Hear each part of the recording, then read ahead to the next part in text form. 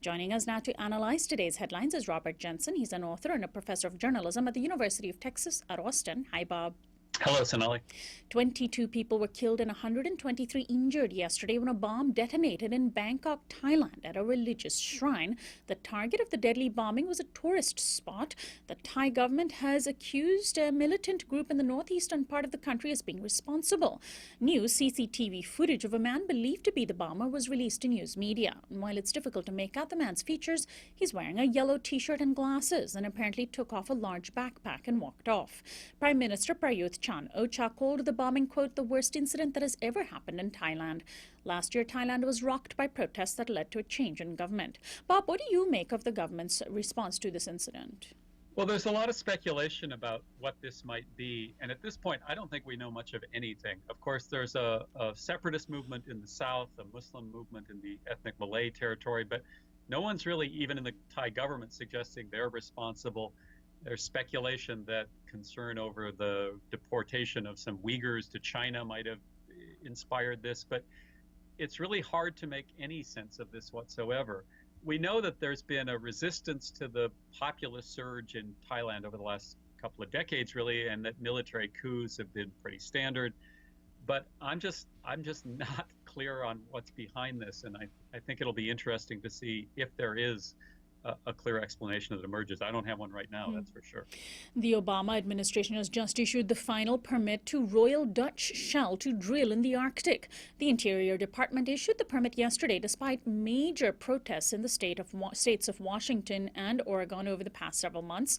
Earlier, Shell was allowed only to drill on the edges of oil zones, but now, because it has fulfilled a government condition to have the right kind of emergency vehicle on hand, the final permit was issued, allowing Shell to drill into the heart of Arctic oil areas. The Chukchi Sea, where Shell wants to drill, is home to a pristine and very fragile environment.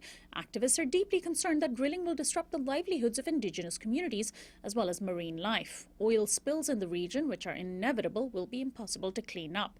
Shell's permit was approved within weeks of President Obama making a major speech on climate change. Well, I guess, Bob, we shouldn't be surprised in the least bit over this news, right? Right. This is one on which I have a clear evaluation. This is an insane decision. To start drilling in environmentally sensitive places is crazy. To start drilling and expanding drilling in general is crazy. There are some basic things we know: that we have to stop building coal-fired power plants, we have to stop building any new nuclear plants, and we have to stop this exploration in for oil in environmentally sensitive places. But in a way, this isn't surprising. Remember, this is part of Obama's all of the above energy strategy, which is just a polite way of saying we're going to keep expanding the search for fossil fuels. If you look at the Obama all of the above strategy, you'll note that the first goal of it is economic growth, which means that this is a disaster. Whether or not there's a spill, the entire policy is a disaster. And finally, Democratic presidential candidate Hillary Clinton's recent meeting with activists from Black Lives Matter is now public record. A video recording of last week's private meeting with 3 activists in New Hampshire was obtained by a website called Good, as well as by MSNBC. Just as some BLM members have publicly confronted candidate Bernie Sanders, these activists attempted to reach Clinton but were not allowed into her event. She met with them privately instead, and during the exchange they told her that her husband, former President Bill Clinton, was responsible for much of the mass incarceration impacting African Americans. Organizer Donasia Yancey told MSNBC in an interview afterwards that, quote, her response wasn't sufficient for us.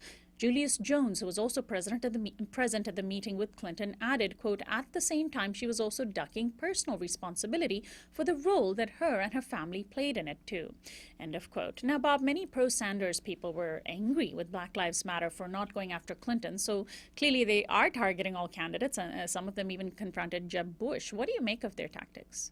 Well, whether or not the disruption of the Bernie Sanders event was a smart tactic or not is really irrelevant at this point. It happened, and the question is how to go forward for the movement to increase the visibility of these issues. I think it's very smart to target Clinton, because remember, not only Bill Clinton, who has a horrendous record on race, but Hillary Clinton herself has not been terribly predictable about this. Remember, in the 2008 election or primary against Obama, the Hillary Clinton campaign sent Bill Clinton out to race bait. So I think putting pressure on Hillary Clinton is important.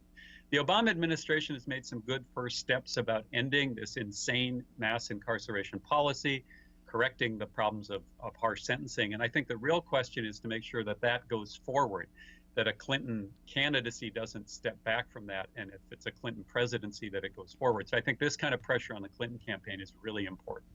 Well, Bob, thanks as always for joining us. We'll talk to you again next week. Thanks, Sonali. Robert Jensen is an author and a professor of journalism at the University of Texas at Austin. This is Uprising. We'll be right back after this break.